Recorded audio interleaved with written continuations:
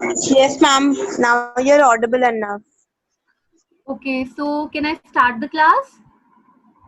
Yes, ma'am.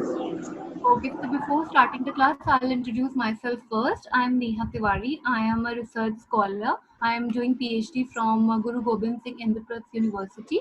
Okay, so I'm going to teach you about structure of Earth and atmosphere. Okay, so Anu, do you know like Yes. little bit things about this topic? About the Earth, yes, ma'am. Like it consists of many components, like lithosphere, hydrosphere, and something. And Earth has three components, just as crust, First, we will do the structure of Earth. Okay, so you must be remembering about these three layers. Okay, like the Earth has a layered interior. Okay, and the layered interior starts out like from outside. Okay, it consists of crust. Okay, we will cover all these topics one by one. Fine. So on the outside the Earth is consist of crust. Okay, so crust is of two types: continental crust and oceanic crust. Okay, this we will discuss in detail. Okay, but this is just a summary, so that this is just an outlook of these layers, so you can easily understand before going all these in deep. Okay, so first outermost layer is crust. Okay, it is consist of two parts: continental crust and oceanic crust. Then comes the middle layer, that is mantle. Okay, it is again of two types: upper and transitional. Upper transitional and lower. Okay, now third comes the core. Okay, it is of two types: outer and inner. The outer core is liquid and the inner core is solid. Okay, these layers are subdivided on the basis of the seismic waves. जैसे seismic activities होती हैं उन्हीं के basis पर ये जो layers हैं ये डिवाइड हुई है. ओके, ये हमारा पूरा स्ट्रक्चर है. ये crust, this is a mental. Okay, ये ट्रांजिशन जोन है, ये अपर जोन है. ओके, ये लोअर मेंटल है. ओके, ये सबका डेप्थ दिया हुआ है यहाँ पे. ये outer core, inner core. Okay, ये सबकी डेप्थ मेंशन है जो यहाँ पे इधर दिया हुआ है. ओके, नाउ ये कंप्लीट स्ट्रक्चर है. This is lithosphere, asthenosphere. हमें ये सारे स्ट्रक्चर्स और जो भी ये टाइप्स हैं वन बाय वन हमें कवर करने हैं. फाइन.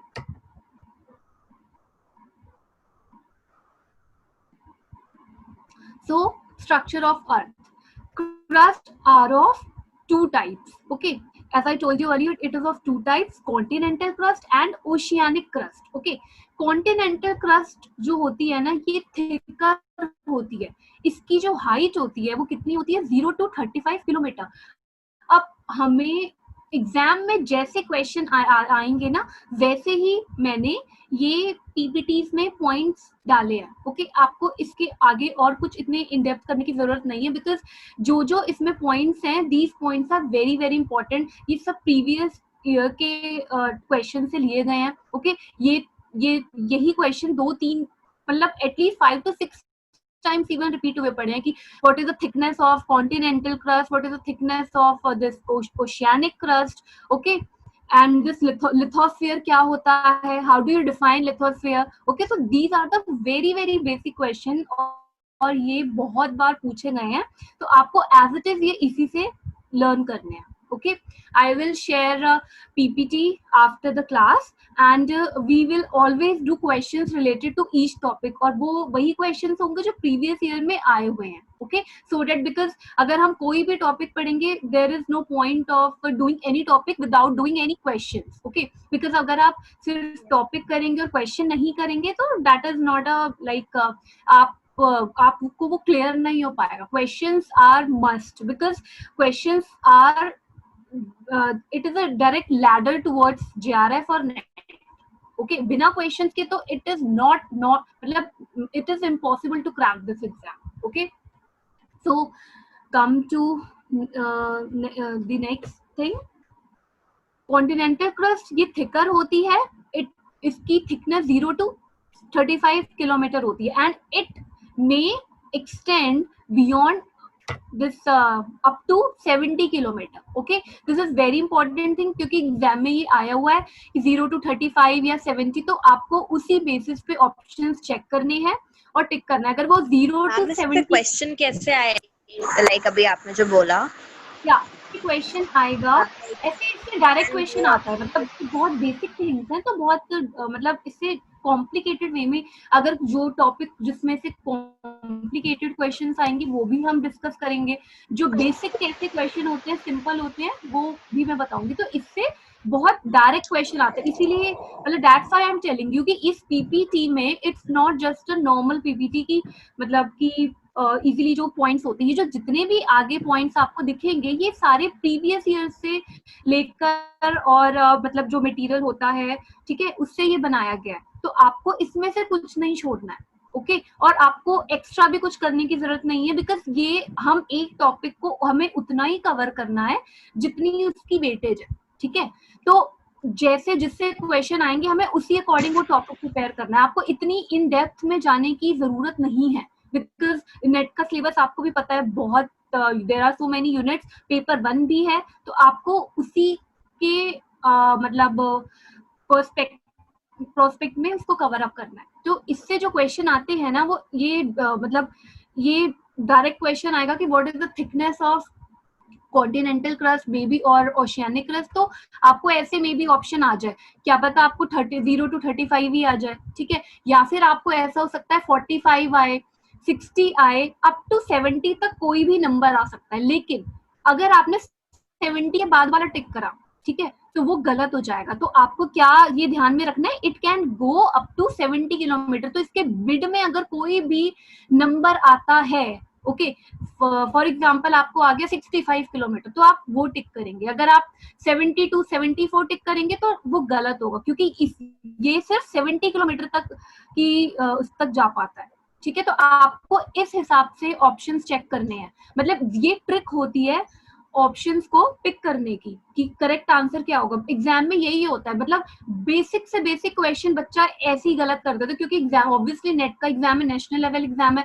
अब एग्जामिनर कोई मतलब इतना सिंपल भी नहीं दे सकता ना. वैसे बहुत सिंपल क्वेश्चन आते भी हैं, ऐसे 10-12 क्वेश्चन ऐसे होते हैं कि डायरेक्ट देखते ही, मतलब बिना किसी सेकंड थॉट के, अगर आपने वो टॉपिक पढ़ा होगा तो आप टिक कर देंगे. लेकिन कुछ कॉम्प्लिकेटेड भी बहुत आते हैं, और सिंपल को भी कॉम्प्लिकेटेड कर दिया जाता है. वो ऐसे कर दिया जाता है, वो यूनिट्स चेंज कर देते हैं. वो हम आगे करेंगे कि कैसे किसमें यूनिट चेंज करके आता है. तो जो स्टूडेंट होते हैं वो देखते नहीं है यूनिट्स, और फिर वो आंसर उसके अकॉर्डिंग कर लेते हैं. तो आपको ये चीज ध्यान रखनी है. सो ऐसे क्वेश्चन आता है, मैंने आपको बता दिया. Next comes this oceanic crust, it is thinner. ये हमेशा कॉन्टिनेंटल थिकर होती है, ओशियानिक थिनर होती है. तो ये बहुत इंपॉर्टेंट चीज है, आपको ध्यान रखनी है. थिनर है तो इसकी थिकनेस कितनी होती है, only 0 to 7 kilometre. Okay, now next, Earth is stratified according to their densities into different stratas or layer. Okay, general density is equals to mass upon volume. So higher density, जो ज्यादा dense है, heavy है, वो नीचे जाएगा, मतलब वो नीचे की तरफ होगा. ओके, और जो लोअर डेंसिटी है, जो कम डेंस है, वो ऊपर होगा. ओके, ये तो बहुत ही बेसिक कॉन्सेप्ट है. तो उसी के अकॉर्डिंग जो अर्थ है वो स्ट्रैटिफाइड है अकॉर्डिंग टू देयर डेंसिटी. जो हायर है वो जो लेयर है वो नीचे की साइड होगी, और जो लोअर डेंसिटी जिस लेयर की है वो अपर होगी. ठीक है, नाउ अब जो crust, the crust beneath the ocean is known as the oceanic crust. अब जो क्रस्ट ओशियन के बिनेथ है उसको हम ओशियानिक क्रस्ट बोलते हैं. और अभी ऑलरेडी हमने ये पढ़ा था, ये क्या होती है, थिनर होती है. And the crust which is beneath continents is called as continental crust and it is thicker, जो अभी ऑलरेडी हमने कवर करा. ठीक है, तो ये हमारा क्रस्ट था. नाउ अब लिथोस्फीयर, आप देखो लिथोस्फीयर कहाँ पर है, ये लिथोस्फीयर है इधर. ओके, लिथोस्फीयर होता क्या है, lithosphere is crust plus upper most part of outer mental. ये डायरेक्ट क्वेश्चन आया हुआ है, what is lithosphere. Different different options होते हैं. ओके, कि ये किसका पार्ट है और कैसे क्या है. तो आपको ये चीज, दो चीजें हमेशा ध्यान में रखनी है, चाहे कुछ भी ऑप्शन में हो. आपको क्रस्ट का और upper most part of outer mental, ये दोनों टर्म्स याद रखनी है. यही लिथोस्फीयर होता है, crust plus upper most part of outer mental. ठीक है, ये लिथोस्फीयर है, crust plus upper most part of the outer mental. ये लिथोस्फीयर को आप डिफाइन करेंगे। अगर कोई भी आपसे पूछेगा how do you define lithosphere, so what is lithosphere, it is crust plus uppermost part of outer mantle, as simple as it is, don't complicate any of the things, क्योंकि जितनी कॉम्प्लिकेशंस आएंगी आपके माइंड में उतना ही आप जो है nervous होगे और आप क्वेश्चन को गलत करोगे, ठीक है। नाउ अब लिथोस्फीयर हो गया। अब ये देखो लिथोस्फीयर के नीचे हमारा क्या आता है, एस्थेनोस्फीयर। तो अभी हम ये कवर कर रहे हैं। एस्थेनोस्फीयर क्या होता है, it lies from 80 to 400 kilometre. अभी हमने पढ़ा जो क्रस्ट था वो क्या था, 0 to 70 तक हमारा कॉन्टिनेंटल था। अब 80 से हमारा फिर आ जाता है 80 to 400 किलोमीटर तक हमारा होता है एस्थेनोस्फीयर, जो कि किसका पार्ट है, that is a part of outer mental below the lithosphere. ये भी पूछा जाता है एग्जाम में कि व्हाट इज एस्थेनोस्फीयर। ओके, सो ये लिथोस्फीयर के नीचे होता है, ये लिथोस्फीयर के नीचे होता है। तो कितनी हाइट पर, 80 to 400 किलोमीटर। ओके, ये किसका पार्ट होता है, it is a part of outer mental below the lithosphere. Okay, अब ये क्या, इसका नेचर कैसा होता है एस्थेनोस्फीयर का, इसका नेचर होता है वीक, ये बहुत वीक लेयर में आता है and so plastic in nature. there are some radioactive elements which is present inside the earth interior, okay, जिनकी एक्टिविटी की वजह से वो धीरे धीरे जो मतलब हीट रिलीज करती है, उसकी वजह से ये जो एस्थेनोस्फीयर है ये क्या होती रहती है, मोल्टन स्टेट में आ जाती है, सॉलिड होती है। लेकिन due to this heating effect of these radioactive elements, ये जो एस्थेनोस्फीयर है हीट होते होकर क्या हो जाती है, ऑब्वियसली हीटिंग ज्यादा होगी तो कोई सॉलिड चीज क्या हो जाएगी, मेल्ट हो जाएगी। Okay, so it becomes weak, so आप इसको क्या बोलते हैं, it is plastic in nature. Okay, now अब इनकी कॉन्स्टिट्यूएंट्स हम पढ़ेंगे कि कोर, मेंटल और क्रस्ट में क्या क्या एलिमेंट्स प्रेजेंट होते हैं। नाउ जो कोर होता है, इट इज रिच इन निकल and iron. Almost 20 times this question has been asked in UGC exam, okay, कि कोर में कौन से एलिमेंट्स होते हैं। सिंपल है, आप एक वर्ड याद रखिए, नाइफ। अगर जब आप कोर पढ़ेंगे, core is equals to NiFe. NiFe होता है ना, चाकू होता है, आप नाइफ से याद रखिए। नाइफ को आप कैसे लर्न करेंगे, Ni स्टैंड फॉर निकल, Fe स्टैंड फॉर आयरन। तो कोर के अंदर क्या होता है, क्या एलिमेंट्स रिच होते हैं, nickel and iron. So core is equals to NiFe. NiFe का मतलब है निकल एंड आयरन, और निकल और आयरन ही मेन कॉन्स्टिट्यूएंट्स होते हैं कोर में, ठीक है। Now next comes mental. अब मेंटल के अंदर क्या होता है, mental is rich in iron and magnesium. Iron common है दोनों में, कोर में भी और मेंटल में। कोर में निकल होता है, ठीक है, तो इसलिए आपको कंफ्यूज नहीं होना है। आप सिंपल वर्ड्स बनाकर किसी भी डिफिकल्ट चीज को लर्न कर सकते हैं। ये ट्रिक होती है, मतलब केमिस्ट्री को लर्न करने के लिए या किसी भी डिफिकल्ट चीज को लर्न करने के लिए। ओके, तो कोर मैंने आपको बताया, आप नाइफ से याद रखेंगे निकल एंड आयरन। मेंटल में क्या होता है, mantle stand for mantle M से शुरू होता है, मैग्नीशियम भी एम से शुरू होता है। Okay, so mental is equals to magnesium, और आयरन मैंने बताया कॉमन होता है। सो मेंटल में क्या होता है, आयरन एंड मैग्नीशियम, और कोर में होता है निकल एंड आयरन, ठीक है। अब देखो क्रस्ट में क्या होता है, कॉन्टिनेंटल क्रस्ट को हम सियाल लेयर बोलते हैं। SI stand for silica and AL stand for aluminium, ठीक है। कॉन्टिनेंटल क्रस्ट में क्या होता है, silica and aluminium. Oceanic crust में होता है सिलिका एंड मैग्नीशियम, इसको सिग्मा बोलते हैं। ओके, और कॉन्टिनेंटल क्रस्ट को हम बोलते हैं sial layer. These points are very important, क्योंकि इन्हीं से क्वेश्चन आता है। कुछ भी मतलब और एक्सेस में करने की कोई जरूरत नहीं है, क्योंकि क्वेश्चन जो आएंगे इन्हीं सब टर्म्स से आएंगे। किस लेयर में क्या प्रेजेंट होता है, एस्थेनोस्फीयर किसको बोलते हैं, लिथोस्फीयर किसको बोलते हैं। Okay, so these are very important things। अब एक जो बहुत इंपॉर्टेंट क्वेश्चन आता है, वो मैक्सिमम जो देखा गया है यूजीसी नेट के एग्जाम में, वो है relative proportion of elements in crust, ठीक है। मतलब क्रस्ट में एलिमेंट्स का रिलेटिव प्रोपोर्शन क्या है। तो इसके लिए एक राइम है, मैंने आपको भी बताया, आपको कोई भी डिफिकल्ट चीज सिंपल वे में लर्न करनी है, और उसके लिए आपको कोई सिंपल वर्ड सर्च करना है या फिर कोई राइम सर्च करनी है। ये बहुत ही बेसिक चीज होती है किसी भी डिफिकल्ट चीज को मेमोराइज करने के लिए, जो आप कभी भी नहीं भूल पाएंगे। ओके, कभी भी नहीं भूल पाएंगे अगर आपने ये ट्रिक्स अपनाई। सो अब हम इसको कैसे लर्न करेंगे? Old sibling of Alvina fears Calcutta, Nainital, Kerala and Magadh. Old sibling of Alvina fears Calcutta, Nainital, Kerala and Magadh. आप 3-4 टाइम्स आप इसको बोलेंगे, आपको अपने आप लर्न हो जाएगा। ठीक है, अब ओ से क्या हुआ? ऑक्सीजन। सिबलिंग से क्या हुआ? एसआई से सिलिका। ठीक है, एल्वीना से क्या हुआ? एल्यूमिनियम। फियर से हुआ दिस आयरन। कैलकाटा से हुआ सीए कैल्शियम। Na नैनीताल से हुआ क्या? This sodium. This then Kerala से क्या हुआ? पोटेशियम। एंड मगध से हुआ magnesium. Okay, so this question is very important, कम से कम 7-8 टाइम्स ही रिपीटेड है कि what is the relative proportion of elements in crust. तो आपको अब क्वेश्चन आता कैसे? अब ये कैसे क्वेश्चन आते हैं? मे बी आपको इंक्रीजिंग और डिक्रीजिंग ऑर्डर दे दिया जाए कि आपको कौन सबसे पहले आता है, किसका प्रोपोर्शन सबसे ज्यादा है, उसके हिसाब से आपको मतलब वो डिफरेंट सीरीज दे देंगे, 4 ऑप्शन दे देंगे, आपको उसमें देखना है कि कौन सा। तो अगर आपको राइम लर्न होगी तो आप साइड में ये राइम के बेसिस पर आप इनको लिख सकते हैं। ओके, आप पेंसिल से आप लिख दीजिए, फिर उसके बाद आपको पता चल जाएगा ये है, और जो भी ऑप्शन में आपको दिखेगा कि ये करेक्ट ऑर्डर में, आप फिर टिक कर देना। या फिर और कैसे क्वेश्चन आता है, आपको डिफरेंट प्रोपोर्शन दे देंगे, जैसे एक कॉलम ए दे दिया, कॉलम बी दे दिया, ऑक्सीजन, सिलिकॉन, मान लो आपको सिर्फ 4 एलिमेंट दिए। ठीक है, अब ऑक्सीजन सबसे ज्यादा होता है, तो जो नेक्स्ट कॉलम में जो प्रोपोर्शन होगा, मे बी ये एक क्वेश्चन अभी आएगा, अभी हम क्वेश्चन करेंगे आज, तो आप देखेंगे उसमें ये आएगा, फिर आप उसमें चेक करना। जैसे कि जिसका 40 मतलब मे बी अगर जिसका सबसे ज्यादा नंबर होगा वो ऑक्सीजन का होगा, देन अगर सिलिका होगा तो ऑक्सीजन के बाद आएगा, then aluminium, then iron.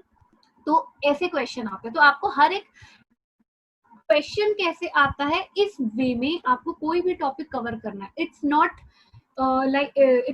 Like कि आपको सिर्फ टॉपिक कवर करना है। टॉपिक कवर करना इज नॉट सफिशिएंट। ठीक है, क्वेश्चन करना टॉपिक के साथ, then it will be sufficient for any of these things. Okay, now ये हो गया relative proportion of element in crust. अब आता है relative proportion of elements in earth.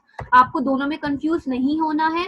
Crust के लिए रिलेटिव प्रोपोर्शन है वो ओल्ड सिबलिंग ऑफ एल्वीना है, और relative proportion of element in earth क्या है?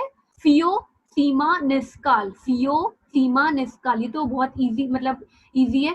FeO, FeO, Fe stand for iron, O stand for oxygen. Sima, SI stand for silica, then Ma को आप Mg से मैग्नीशियम से लर्न करेंगे। निस, दैट सिंपल है, this nickel and this sulphur. Then काल, Ca stand for calcium and Al is aluminium. फियो, सीमा, निस्काल। तो आप अर्थ और क्रस्ट में बिल्कुल भी कंफ्यूज नहीं होना है।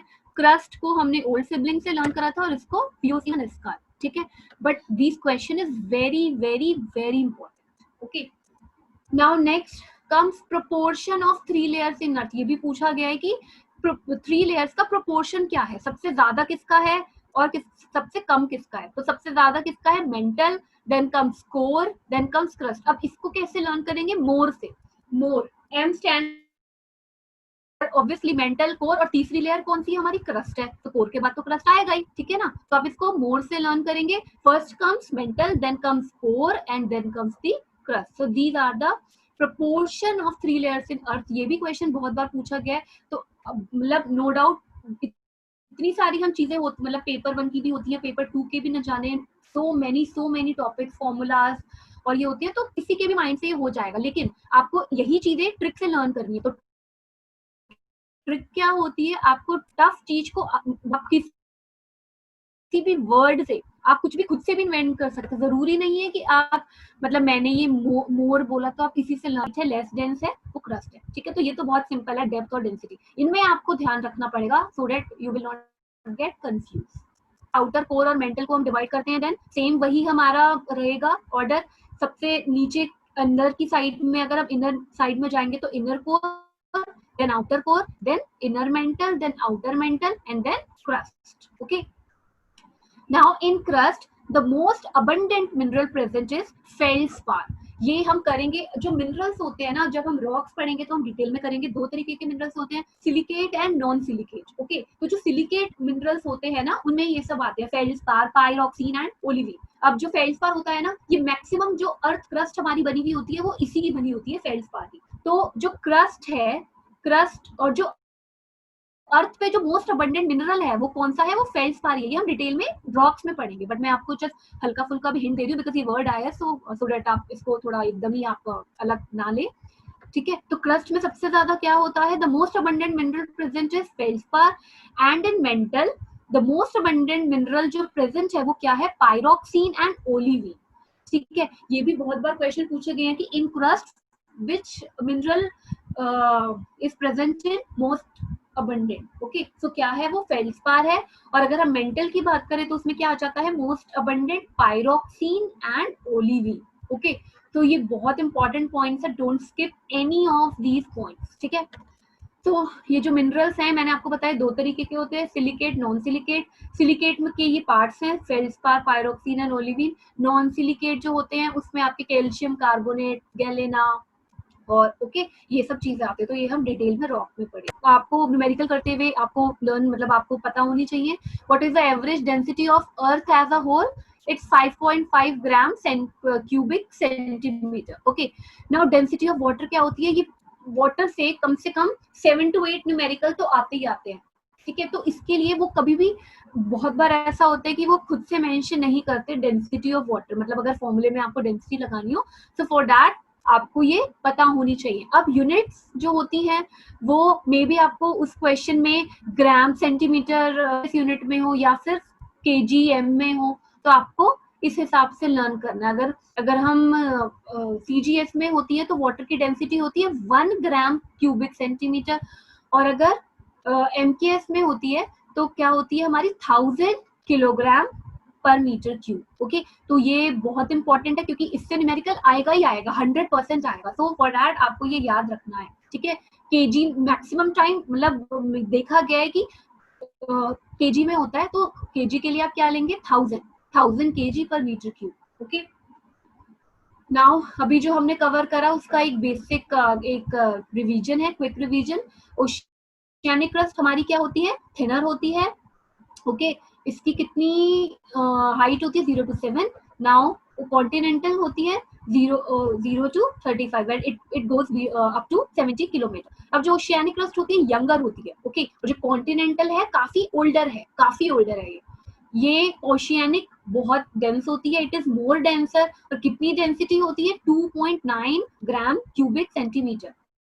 Okay, because it is made up of basalt. Okay, ये लावा के टाइप्स होते हैं, मतलब जो मैग्मा हम अब इग्नियस रॉक्स के अंदर होता है, ये जब हम रॉक्स पढ़ेंगे तो उसमें डिटेल में पढ़ेंगे। ओके, सो ये इग्नियस रॉक में आता है ग्रेनाइट एंड बेसॉल्ट। जब हम रॉक्स कवर अप करेंगे तो इसमें आप ये देखेंगे। ओके, सो जो हमारी ओशियानिक क्रस्ट होती है ना वो इसी बेसॉल्ट की बनी हुई होती है। ये भी क्वेश्चन बहुत बार पूछा गया है कि ओशियानिक क्रस्ट किसकी बनी होती है, और अभी मैंने बताया मोस्ट अबंडेंट मिनरल क्या होता है। तो ये सब बेसिक चीजें हैं जो यही आती हैं एग्जाम में।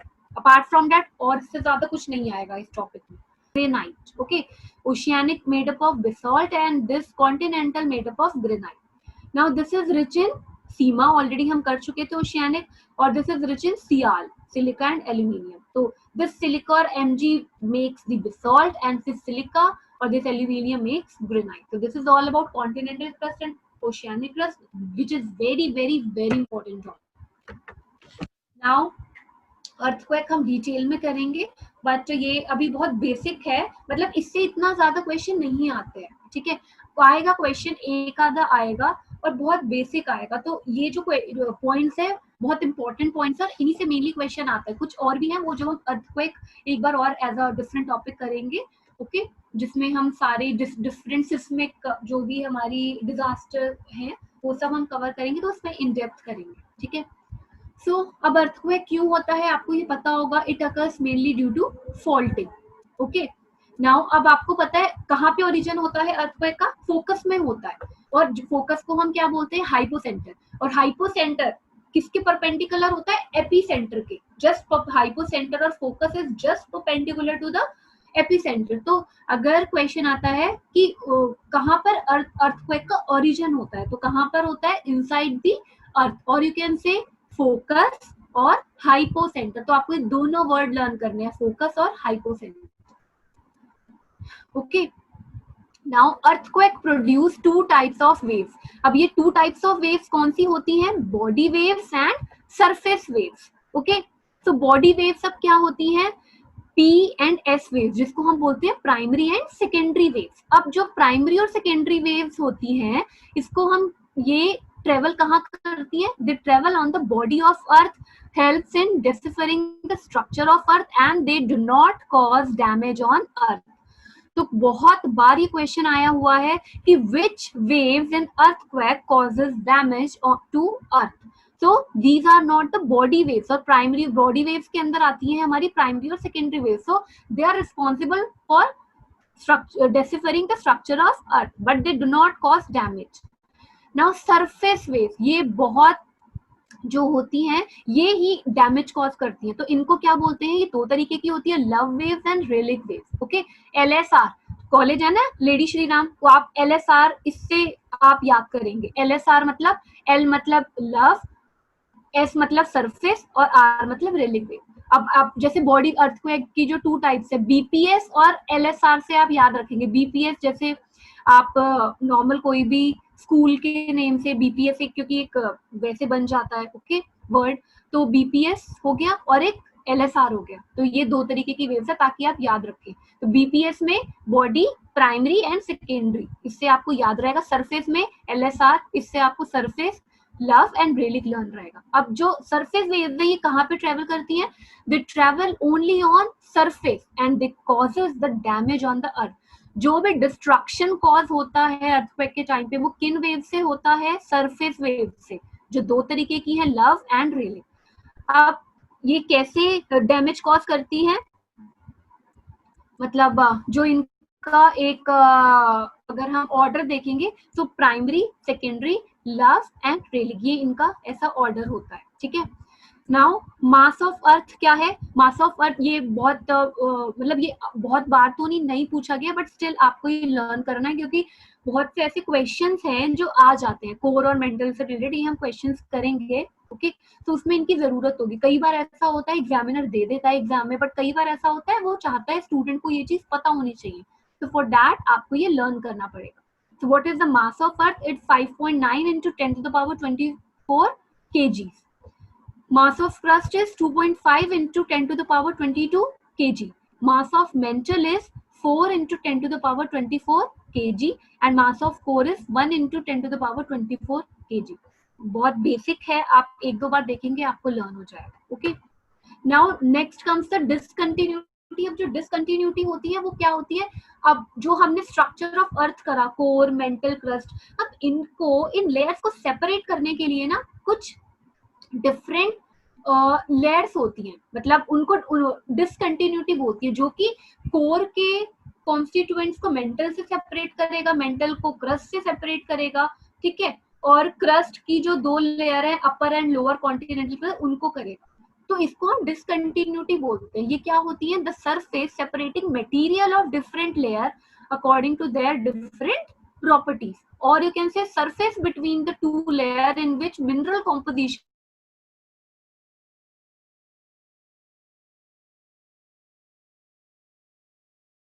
ऑब्वियसली सबका मिनरल कॉम्पोजिशन चेंज है, क्रस्ट का कुछ और है, मेंटल का कुछ और है, कोर का कुछ और है। तो इसको सेपरेट करने के लिए डिसकंटिन्यूटीज होती हैं सबके बीच में, जिनमें क्या होता है, मिनरल कॉम्पोजिशन अब्रप्टली चेंज होती है और वेलोसिटी चेंज होती है। ठीक है, तो इसके बेसिस पे there are different types of discontinuity and their name is according to the name of the scientist जिन्होंने इसका डिस्कवर करा। सो मोहक डिसकंटिन्यूटी है, ये किसके बीच में है, it is between the crust and mantle. Taylor discontinuity है, ये किसके बीच में है, बिटवीन मेंटल एंड, ठीक है। Now Conrad discontinuity, it is between the upper and the lower continental crust. Okay, now Anu, आपको इतना क्लियर हो गया? अभी तक हमने structure of earth complete cover कर लिया है। Yes ma'am. Any problem? Ma'am actually I had one, like ma'am वो जब सरफेस और रेलाई वेव्स थी, उसमें जो P is greater than S, then S, वो जो अरेंज कर रखा था, on what basis उसे अरेंज करा था, like on the basis of damage? No no no, damage के बेसिस पे नहीं करा है, उनकी डेंसिटी के बेसिस पे करा। Okay. ओके, सो और कोई क्वेश्चन ये स्ट्रक्चर ऑफ अर्थ से related? Not yet, ma'am. Very much clear. Okay, so अब